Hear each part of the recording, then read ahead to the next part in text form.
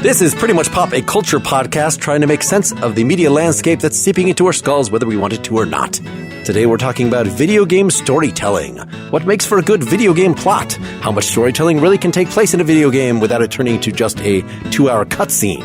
I'm Mark Lintonmeyer, brought to tears by the epic tale of a man jumping over barrels to save his lady love from that monkey whose personality was warped through infusion with donkey DNA. I'm Erica Spires, and I'm just here for the mini-games. And I'm Brian Hurt. And really, isn't Sonic the Hedgehog just a ripoff of James Joyce's Ulysses? I am Don Marshall, and I still haven't gotten over the death of Aerith. I had to look up that reference because I never played any of those Final Fantasy games. Oh my god, you're all babies. I think at least two of us are older than you. I'm just waiting for the Final Fantasy to be the Final Fantasy. Otherwise, it's just false advertising. I've been saying that for about 30 years.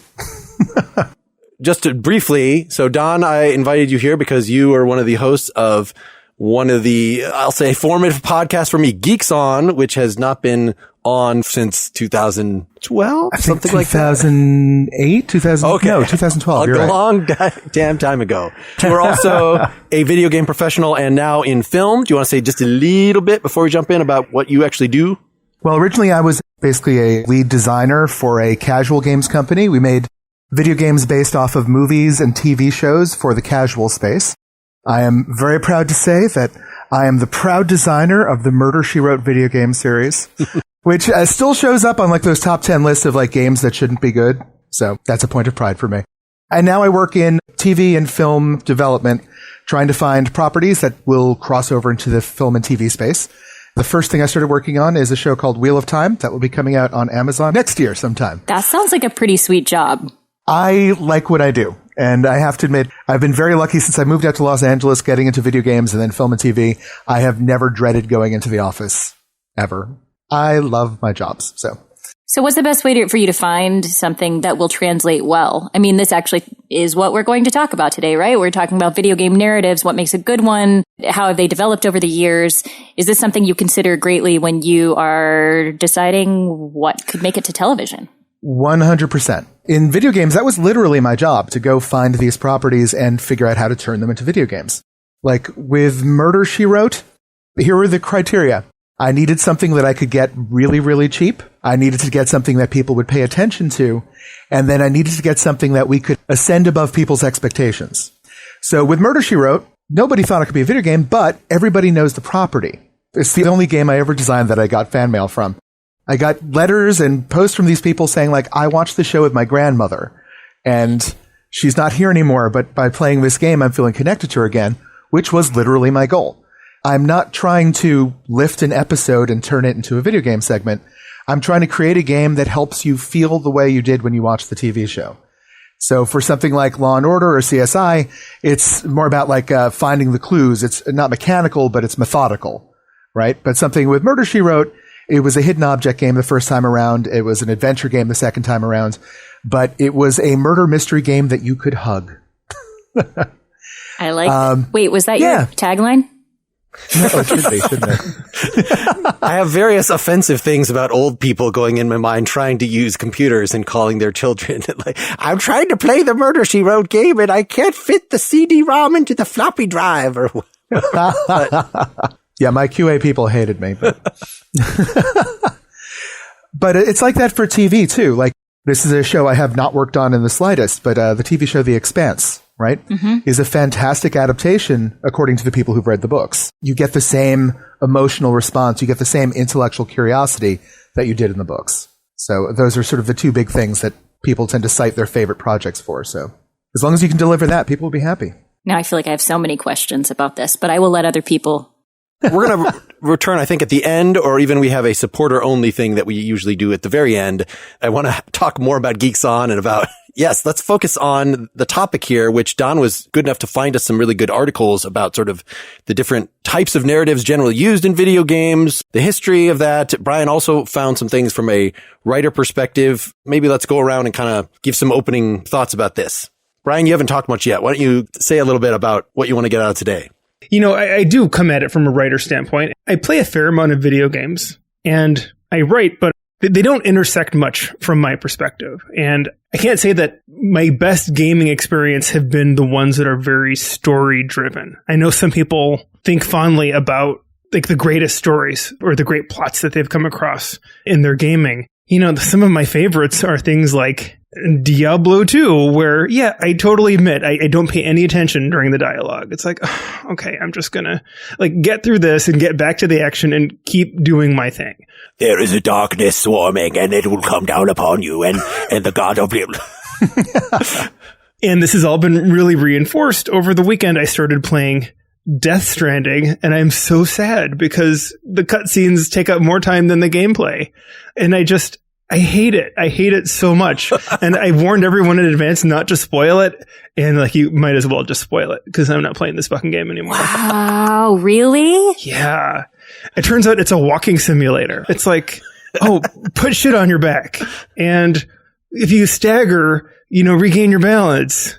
Oh, and then here's a cutscene that's 45 minutes long. So it's like Zombie Run without the actual physical exercise. God fucking damn it. That's money I'll never get back. My husband has been asked by so many different people if they should get into Death Stranding. And he's like, well, is your idea fun walking around while balancing several packages on your back and probably falling over and learning how to get to the next spot that will take you a very long time? If that's your idea of fun, then get it. And it is definitely my idea of fun because he's a weirdo. But he also thought it was really beautiful.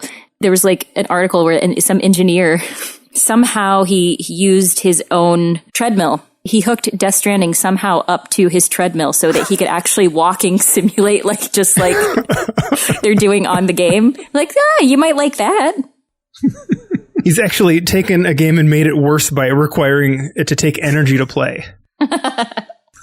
You have to walk in your walking simulator to simulate walking.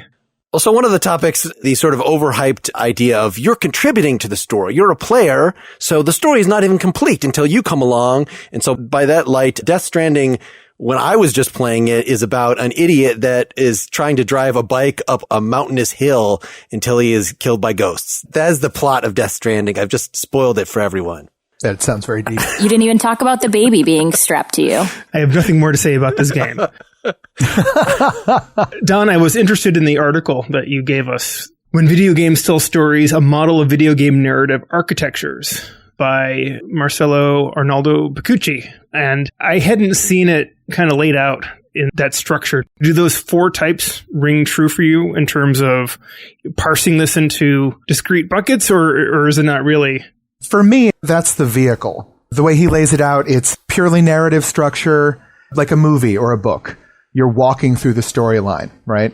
So even sort of the biggest action-oriented games like Call of Duty, it's just a narrative structure. The story is going to happen at called points no matter what you do. I think the next version that he lists was a semi-narrative structure where basically that through line is still there, but it has little trigger points along the way that can cause non-linear storytelling where you find some of the story out of order because the game designers have made that possible for you, right? You can find out the happily ever after as a foreshadowing event rather than actually at the end of the story. The last one is sort of like a Red Dead Redemption style storytelling where the story is just scattered all over the place and you sort of pick it up as you go along and the pieces are not necessarily conjoined. And then the third one is sort of a online cooperative storytelling, I guess, where the story is consensual by multiple players, that sort of thing, sort of self-generated. I actually think in a slightly different terms, though. For me, it's an organizational structure for video games where you have the linear, which is a string of events that happens in the order that it's written as. That's what a screenwriter or a book writer is probably going to come up with when they first sit down to make a video game. The second version is what's called the string of pearls, where it's basically a linear thing like the first one, except at certain points along the way, you can have these small branches that go off to give you side stories that don't end the game in and of themselves, but contribute to your understanding of the whole in the universe. And then the third is the branching structure, where all of those little side paths actually lead to different end points in the video game and provide you with different endings. For me, that's sort of my way of breaking it down. Those all sound like different ways that writers write. Linear is the hard outliner, and String of Pearls feels very much like the loose outliner who kind of knows where they're going, and it doesn't exactly matter how it gets there. And then the exploratory writer has that it'll go where it goes. It doesn't overlay perfectly on game design in terms of storytelling and even how someone might craft a story. There is some parallel. I completely agree. I think a lot of video game players think of the branching structure as being very new and unique to video games, but I was playing that in my Choose Your Own Adventure books when I was 8 years old, way back when. It's been around for a long time, but the video game allows for more room, for more choices, for choices that you don't know you're making at the moment, which I think increases your sense of immersion and your sense of ownership of the story that you're in. This is my story. I made it. I mean, yeah, sure, someone else wrote it and I'm walking through the things they wrote, but it's my story because I made those choices. And that's one of the things that I think is currently happening with video games is the dominant video games that you can think of that have major story have been contributed strongly by traditional writers, people with writer backgrounds. Honestly, that's how I think when I'm putting together a story. It tends to be more traditional structures. But as video games gained popularity, you started getting more people coming in from other areas. Now you're starting to see people question, is this the end destination for video games? Or are we just on another step right now as we develop a new form of narrative, right? When people developed the written word, all we had at the time was storytelling, was verbal talking. And then when you added the written word, all of a sudden shades of texture could be added, a stronger continuity could be added because the story wouldn't change anymore. That is a new element that was brought along by the new medium. It sacrificed some of the things that the oral tradition had, such as creativity and evolution and that sort of thing. And so every single medium that we've come along with has changed the way we tell stories by offering new ways of doing it. I would say that the video game has not yet made that final step into its new form of storytelling. It's something that people are still playing with. Brian, you said that you haven't really connected with a lot of games that have strong stories. I almost feel like it's done in such a self-aware way. I'm thinking of Fallout 3, where there's an epilogue, and your choices are spelled out in this thing that sort of shows, well, by joining up with these people, this happened. And by not doing this, these people starved. And it almost seemed like this smug, self-aware, hey, look what we did for you. We let your choices determine the ending in this unique way. And I'm like, come on, man. I'm just killing stuff. Just don't lay that shit at my feet. That's totally viable. A lot of players are not interested in the story. That's why you can skip stories in so many games with cutscenes, which would leave a story lover just baffled, right? But if you're there for the gameplay, they're just getting in the way. But can I just ask, if you can skip story without any consequences, then is it that important? I would say no. If you can skip a story and it doesn't have consequences, that means that the story has been tacked onto the game. Not all games are like that. There are some games out there where if you skip the cutscenes, there's going to be vital clues or elements you're going to lose out on a side path that you didn't hear about in time. That makes it a little bit more intrinsic to the game. The example I like to give for what I consider to be an evolution in storytelling, I love the game Journey, if any of you can remember that from PlayStation 3. Journey, it was Game of the year it came out. You are playing as a small red cloak that is hovering above the sands of a vast desert, and at the start of the game, you see a star fall out of the sky and land on a mountain across the desert. Your abilities as the character is to move the cloak, and to jump, and to make a beeping sound. Those are the three things that you can do as this character. But as you wander through the desert, you find pieces of yourself through the desert, which makes your cloak longer and more elegant as you move. You find story elements that are not cutscenes, but like a mural on a wall that you can sort of decipher the information. The storytelling in that is so intrinsic to gameplay and dependent on your interest that you can go through and not pay attention. But I did pay attention, and I know a lot of people who did. When I reached the end of that game, it has not told me what it's about. I have decided by the pieces that I've found what it's about.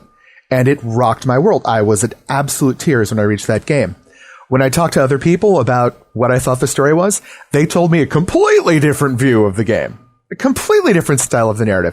And it was fascinating to hear it. That, I think, is the evolution of storytelling, where it's not just you being an audience member makes you part of the story, but your perceptions shape the story in a way that books or movies don't allow you to do. Does that make sense? Yeah, I really like that. I haven't played that game. I'm aware of it, but a couple different games by Playdead, Limbo and Inside, both very similarly where you don't have the story laid out for you like that, but you sort of tell it to yourself. And the counterexample to that is Braid, which is another one of those games that has just way too much text that I skip over because I find it really adds nothing. Brian, how did you read Lord of the Rings? Did you read it straight through, or did you use the reference material and go back and forth? You just click skip to get to the... I tried reading it several times in my youth, and I had trouble getting through the first one because of the travelogue nature of it. And the rock turned to scree, and the scree turned to scrub, and the scrub turned to brushy bushes. Like, oh my God.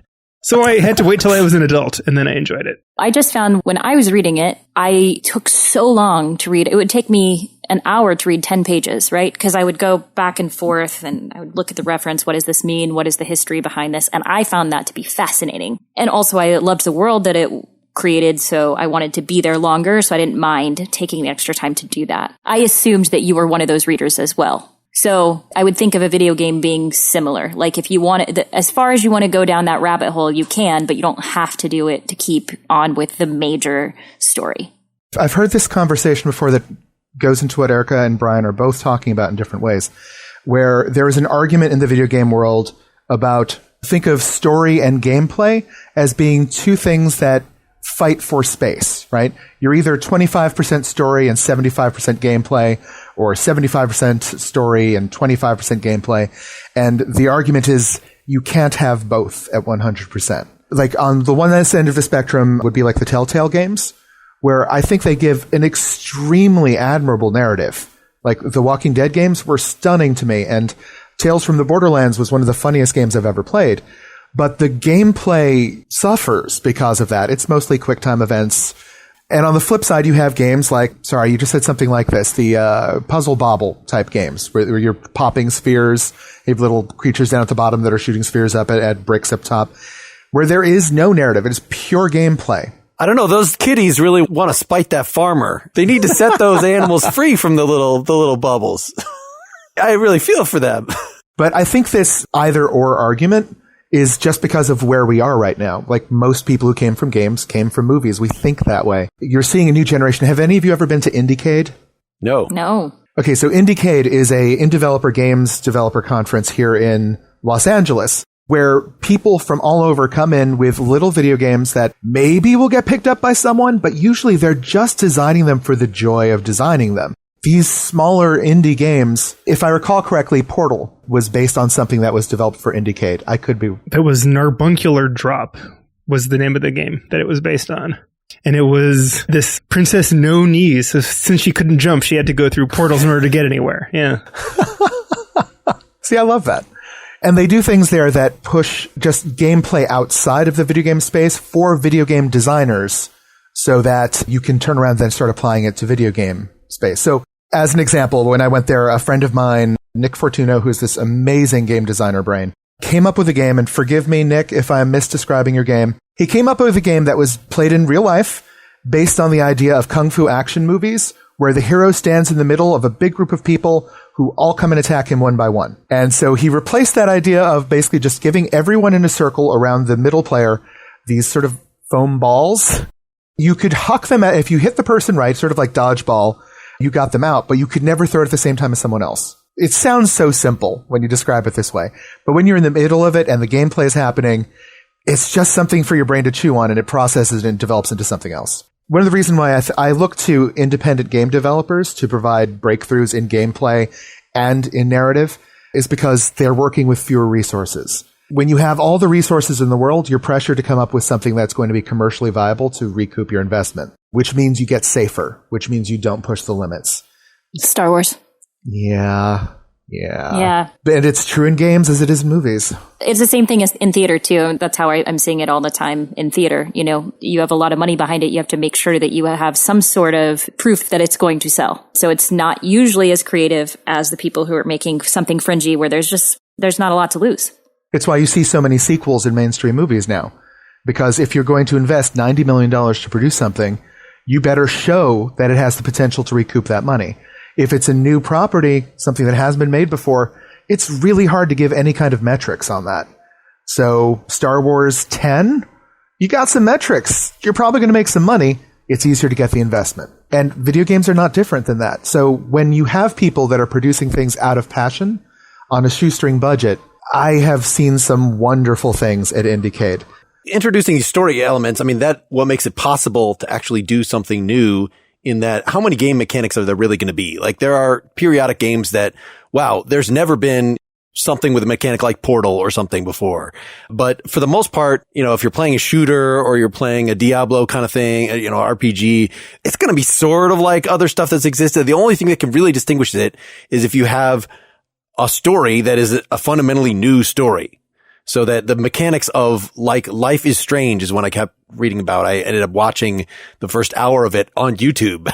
And I don't think it was significantly worse just watching it than it would have been playing it, because it seems like the mechanics are so just like you can walk up to stuff and look at it or touch it. But like that's about it. It's making decisions. So it's, one of these choose your own adventure sort of, nicely graphic, nicely acted theater pieces. So other than I wasn't getting to make the choices, and there's a little bit of mechanic of you can turn back time in that. So, when are you going to actually do that? When do you feel like the choice you made was not so good and you want to, so there's a little bit of branching that I was missing by not doing it. But for the most part, just watching it was enough. We enable original storytelling by just saying, we don't even care about the gameplay.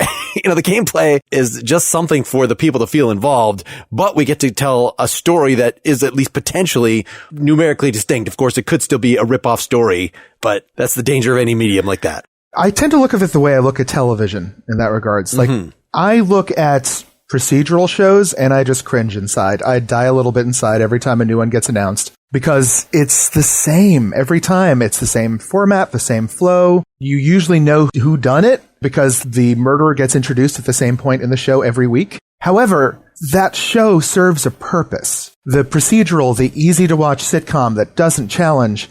If you have that life that is just so hard and you want to turn off and you want to just zen out, those shows can be very useful. I find people look at video games the same way. The bubble popper game that I was talking about before, or say Zuma, that is sort of evolution of that, I find them sort of mind-numbing myself. I lean to something more like a Telltale game. I lean towards something like the game you were just talking about, with a strong narrative of going back and forth, and gameplay is pushed aside a little bit. If I want to turn my brain off and just go somewhere else for a while, I reach for the narrative. If I want to be challenged, I look for more of a cross between the two. That's what I use to wake up. That's what I use to get myself excited and to enjoy myself. All of these games, I don't think any of them are actually bad. They're just for a different person who's using it for a different purpose. To this day, there's still people who love Pac-Man to death. I think they just sold, Pac-Man Championship Edition 2 came out not too long ago. That game is nearly as old as I am, God help me.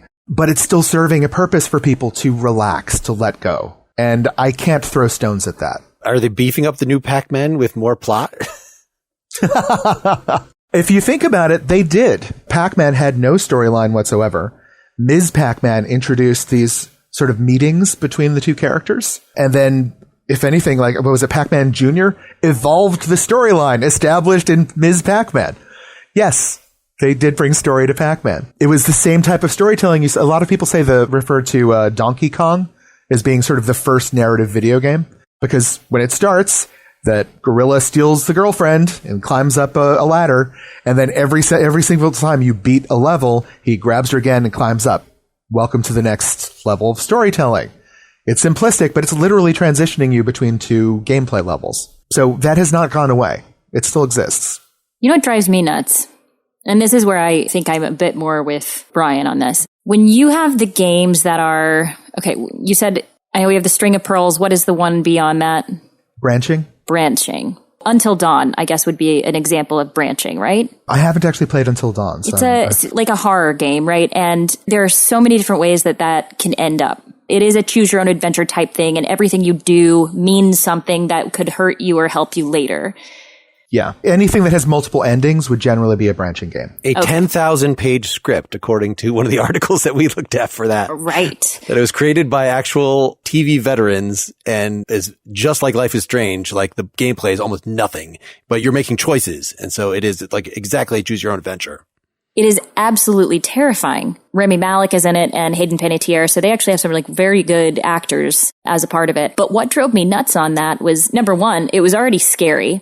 And what you wanted to hopefully do is get everybody to survive at the end of it. So it was like a teen horror film, and hopefully you wanted everybody to survive. I found it so difficult to sit and play that with my husband, knowing that something I did could inadvertently kill somebody later, that I couldn't finish it. And he ended up finishing it. And of course, he's a big trophy hunter. So there was like one result, he was trying to save everybody, and the next he was trying to kill everybody. And like, that's what it is. So, but it took a long time and it was scary. So that one for me didn't work as well, even though I really thought it was well done. The one I thought was not maybe quite as well done, but I wouldn't mind playing again is not just because it's my name, but there is a video game, it's live action called Erica. And there are different things you can do and different outcomes that can happen, but they used actually live action events combined with some stuff you can tell is computer generated, but mostly it's live action. But it doesn't take too long. I think it was just a couple of hours of gameplay, so it encourages you to try it again. And it's like a more successful Bandersnatch. Do the branching structure make you feel obliged to see all the content or play it all? You mentioned Bandersnatch, the Netflix Black Mirror episode, that you did have to make decisions. When I watched it, I felt like, all right, well, now I got to see everything. And it got kind of boring because I had to sit through a lot of the same stuff over and over again in order to see all the content. And after a couple hours, I'm like, man, this sucks. And I think I just ruined the experience.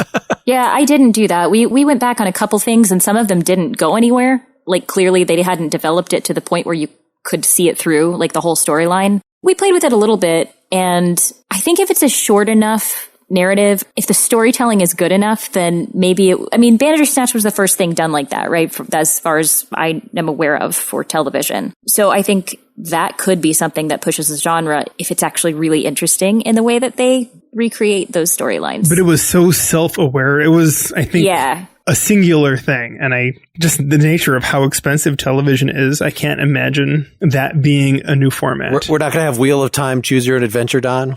I'm actually not allowed to comment on that. You can neither confirm nor deny. Erica, I'm curious though, what was the difference in your reaction between Erica and the horror game you were discussing?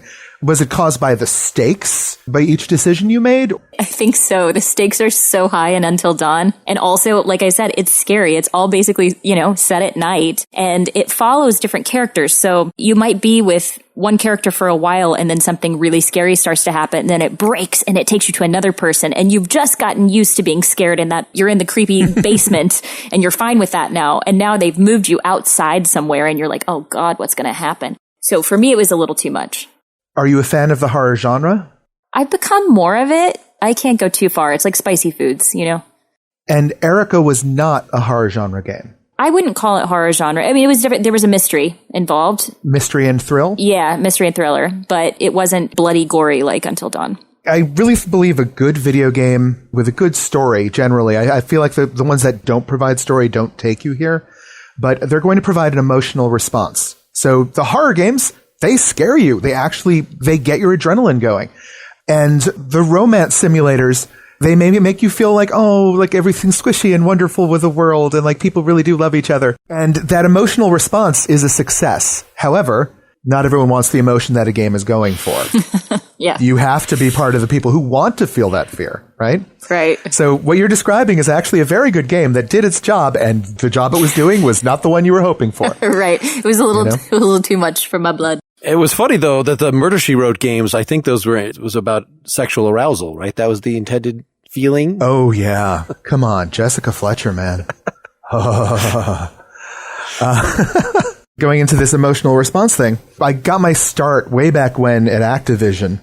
And at the bottom of Activision, in the basement, is where they keep all the testers. And maybe it's because it's a basement, or maybe it's because it's just an entire floor of guys aged 18 to 25. It could get a little rank down there. And so I was talking to this woman who worked upstairs. She comes down there and is like, oh my God, the stench. How do you deal with it down here? And the only thing I could respond with is like, that smell is the smell of your success and your paycheck.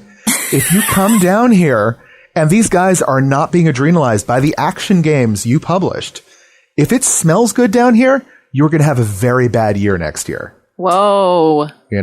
I wish you hadn't spoiled my illusion, because I always figured at the basement at Activision were all the patches that you could get when you took a picture of your Atari screen when Pitfall Harry got to a certain point, you could take a picture and mail it in and they'd send you an adventurer patch. There we go. That shows you how old we are, Don. My people.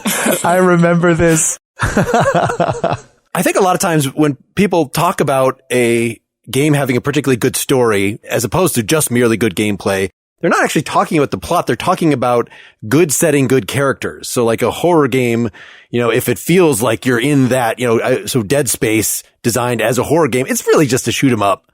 And the story, I'm sure, there's a little bit of trick to it that I won't spoil. BioShock was BioShock is a further evolution because that has... It's a little more moody. Yeah, you were talking about in Journey how you're going around and discovering these kind of little clues and everything. That was the way story was in BioShock, that you're discovering recordings. And there's a little bit of, realization at the end of the game, like, oh, this person who was doing these recordings is not who I thought, or in BioShock Infinite, they really turned it around. I think a lot of games that have, your character has memory loss at the beginning or whatever, so that you can fully, as somebody just starting the game, so that you can then turn that around and like, oh, you find out actually who you are and how you fit in the story. So there's a little bit to discover, but really, with BioShock, just like with Dead Space, what makes it seem just immediately, like what's got to draw you in and makes it seem like there's a good story is just that the atmospherics are so good, that like the characters are the way, the scares are getting you to adrenalize. And I just wonder if I think one of the things we read was saying like Red Dead Redemption, only 1 out of every 10 people actually finish it.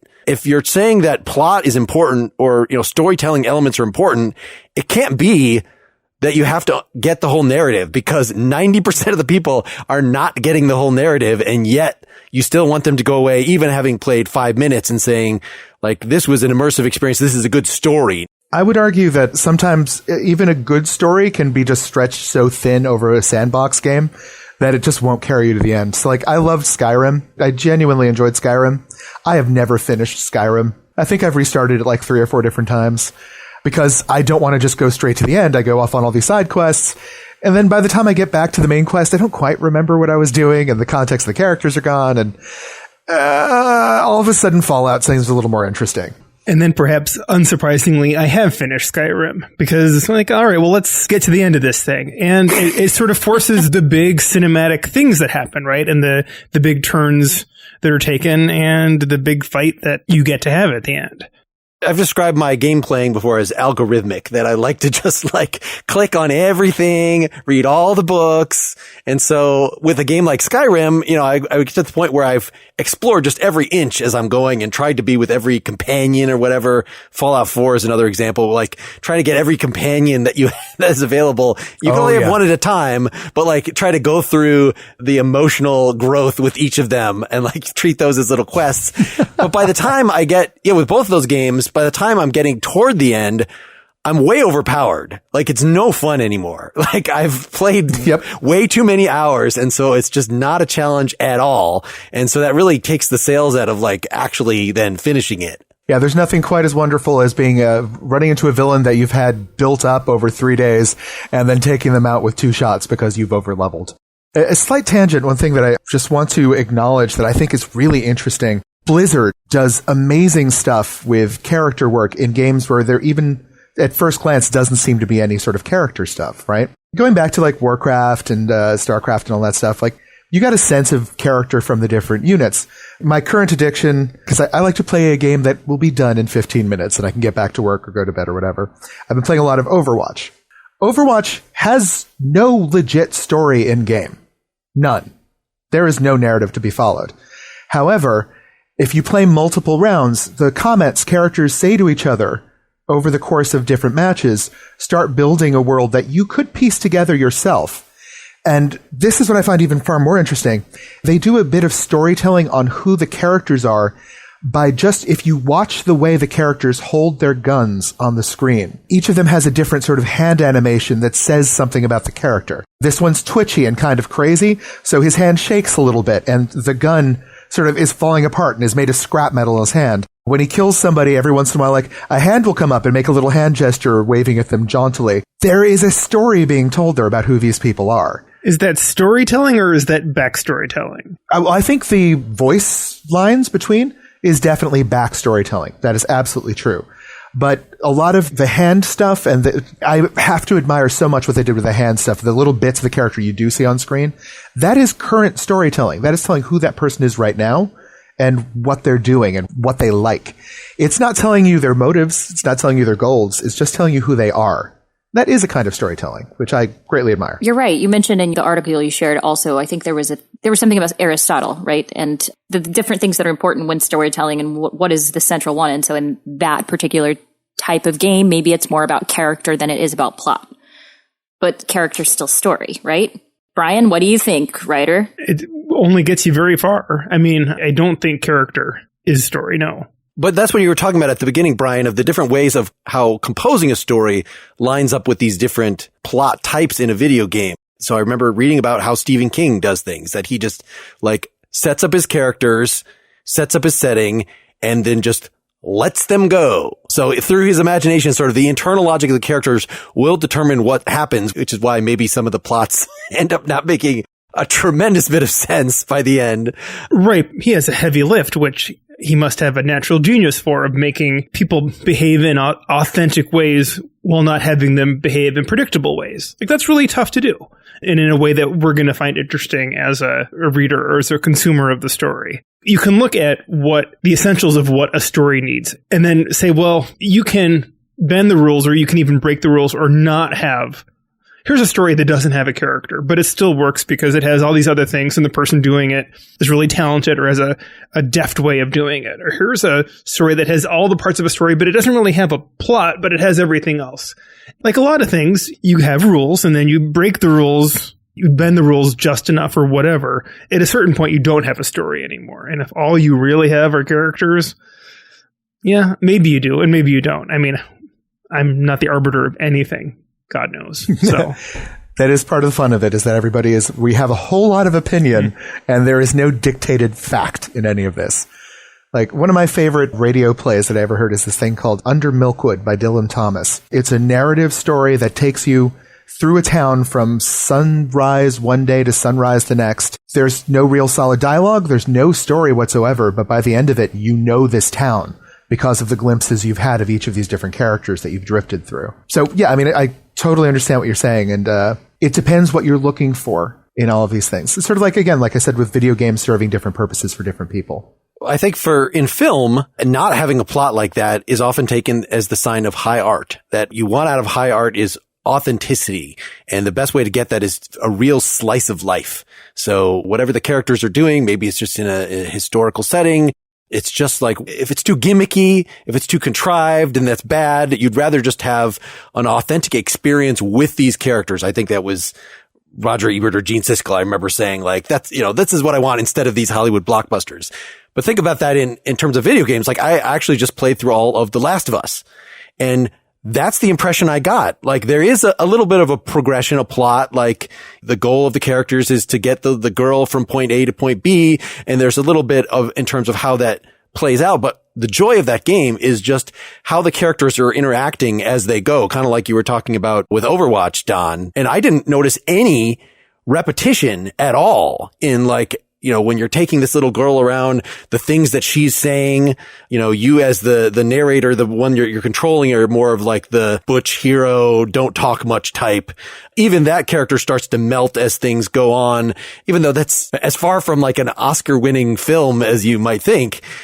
If really the appeal of it, a lot of the appeal, in addition to like pretty decent zombie killing gameplay, is hanging out with these characters that are in a tragic circumstance and having them act pretty authentically and having their relationship develop. Like, that's storytelling, even though it's, again, 90% character, 10% plot, I'd say. And it was beautifully done. So well executed. That opening is one of the most terrifying opening sequences I've ever played through. And moving. And as a side note, if you haven't watched senior citizens play the opening of The Last of Us, go watch that on YouTube. It's really? Oh, it's so good. Okay, looking it up now. Can I ask, so Erica is a little unique in this group, maybe, that it seems like you've spent more time watching your husband play.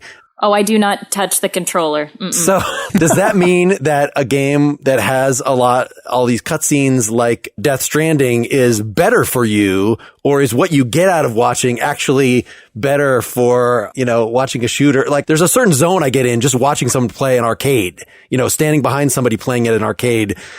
But that's completely different than actually enjoying a story or watching it like you would a movie. So what is your watching experience? Which of that, is it a mixture of those two things? Good question. You're totally, totally right. I definitely prefer a story-driven game to watch. He has been playing right now. He just entered a few minutes ago, and he is playing Days Gone. This game has taken so long. To me, it was a story I was interested in originally, and it's kind of like a zombie-esque, guy gets separated from his wife in the beginning, and you don't know if she survives or doesn't, and then he has to go on this long journey and kill on these different missions and kill various factions to find out if she's even alive.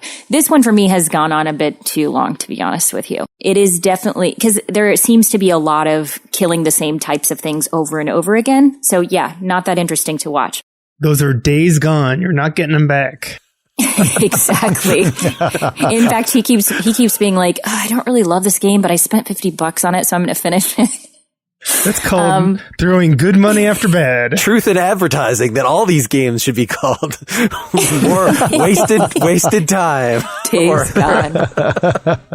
But yeah, some of the Telltale games I really enjoyed watching, and I think that has a good mix of both story and gameplay, for active gameplay for him. So Death Stranding, like the cutscenes, not crazy about watching somebody walk through pathways and create highways. Well, The Last of Us, I also did even feel with that there's a lot of how many times is somebody going to pull somebody up a wall? Is am I going to give somebody a boost again? There's still, even with that, the gameplay itself, it's hard for it not to get a little repetitive. For me, the gameplay was okay, and I was actually very invested. It was just enough scary for me to literally yell at him at times. I'm like, you've got to shoot it. And he's like, I'm reloading. I can't shoot, That was an excellent one. This one I feel has just taken Days Gone has taken so much longer than that, and the story's not as good, so I find myself getting frustrated. I'm curious, Erica, if you've ever watched him play Ico or... No. Okay, so I feel like The Last of Us actually used some of the mechanics from Ico, but it's an older game, lovely story, but less stressful than the modern sort of gothic horror stuff. How do you spell that? ICO. Okay. So it's an older game, but it is lovely. And it's much more sort of puzzly than The Last of Us. Without zombies running at your face, it may be easier to just sort of watch. Yeah. Sorry, I feel like I've always been like a board game and video game matchmaker. I'm always like, you will like this. No, I love that. Thank you. It's funny because anytime we do a video game podcast on here, I always feel like, oh, I'm not going to know anything. And then I'm like, my God, I have spent so many hours passively watching video games. I actually know a fair amount. I actually think it's great to have somebody around if they don't know the subject you're talking about, because then they know what questions to ask because they don't know. Right. That's why they keep me around for the music podcasts. You and I can hang out in the corner while popcorn.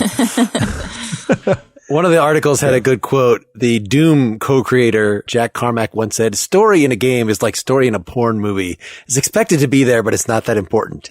Give it as a way to show how far things have come since he would have said something like that even the most recent Doom has a story, whereas the original one, nah, you could do it after the fact. You could, even just the mechanics of when the storytellers get involved. Are they there from the start, or do they design the game 90% of the way and then write some dialogue?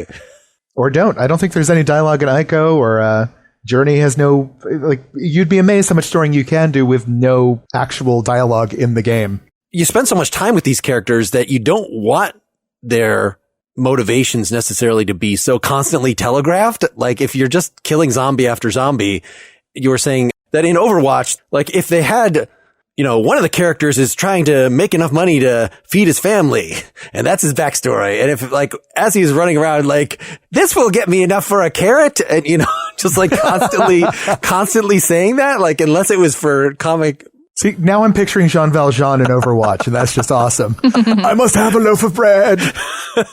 Overwatch is another interesting example of this is an FPS competitive game like that. There isn't a lot of opportunity for storytelling. So what Blizzard did was they left the video game to create their narrative. Like, there are videos out there that are sort of Pixar level quality in writing. They wrote comics for it, but none of that is important to the actual game. But if you have read that stuff, the little nods to that that do pop up in the game are very interesting, including things like it turned out one of the characters was gay, but you don't know that inside the game. But if you happen to go into the cockpit of this area, there's a photograph of her standing next to another woman that you know is her girlfriend if you know the greater lore. It's the stories there for the taking if you want to put the work in for it. It just doesn't exist in the game itself, which I think is an interesting direction that I wouldn't consider very much, since I just think about the game. Yeah, well, that's why Star Wars was made, just to inform my playing of Dark Forces. What is this all about? Oh, okay. No, there's this whole movie. I understand now. Star Wars went in the opposite direction. I actually didn't know about this until after I saw the last one. But the Emperor's message showed up in Fortnite. That's if you want to hear the Emperor's message to the universe announcing his return, it's in a Fortnite clip. That's it. That's the only place you can see that. That's crazy. So it's so and now weird. on YouTube. Yeah. Which is to say everywhere. I guess, yeah, as a last topic, that whole idea of we're not going to tell a story, but we're going to have lore. Like, my son got way into like Bloodborne and Dark Souls series. Oh, Dark Souls. That's another one. Like, it's just combat. It's just walking around. Okay, here's a bigger boss and here's a bigger boss. But apparently, like, there's a very detailed lore worked out for that you can then, go spend a lot of time on YouTube learning about. But is it fan theory or is it from the publishers or some combination? I'm not totally sure. I like Don's idea of like, maybe this is fan theory, that they drop a lot of hints in the game about kind of what the structure, if you're walking through a ruined world, of what was going on before, but that you have to piece it together. And maybe there is a lot that's open to interpretation. And I think the fan theory is such a huge part of modern storytelling in video games, honestly. It's almost like the oral tradition coming back. This never happened in the video game, but so many fans sort of believe it at their core that they make the stories. The stories go out there on YouTube, go up on fan blogs, and then that grows. And then sometimes it actually crosses back into the game. I feel like the future of storytelling may actually be like where the creators of the game put out a story that is a beginning, and that the gameplay of the fans over time will actually create their own endings rather than just tracking a story that's been laid out before. I don't know how they'll do it yet. That's smart. Mm-hmm. Free labor. Yep. Well, that's the hope as you get better AI, that, you can get authentic. It seems like by the law of averages, if you really have smart AI and a really detailed environment and you give the player lots of choices, that it will be like what I was describing Stephen King's writing method was. But like, how many times, if you don't have an overall genius guiding that, is that going to turn into something any good? Like, by parallel, if you can say that people in an MMORPG have the ability to create their own narratives, they don't have to do the quests, but a lot of those narratives are going to be, I made some more armor that I'm selling around, or whatever. Like, that's not an interesting story to anybody. I don't know, if you had a component where you could like upvote something or not, then I think you could do it by crowdsourcing. I heard a story that I thought was really interesting. Apparently there was a guild in World of Warcraft many years ago that just decided they were going to create their own quest in game. And apparently they would have like members of their guild stand around one of the big cities just shouting, "I need an adventurer to assist me in an issue." And then they would tell them, "Go here, get this stuff for me, bring it back." And then they would give them money from the coffers of the guild as a reward. They literally just created their own content by sitting around and performing it themselves in the game. I think that's freaking amazing. I would never do that, but I think it's freaking amazing. I think for me, I would maybe get more involved in video games if I didn't have to use a controller. Almost like virtual reality, but like they can track your motions, right? Yeah. Motion sensor. I just feel like there are just so many buttons to be pushed and messed with, and so many ways for me to mess that up that it takes away the pleasure of what I get when I actually get to watch the game.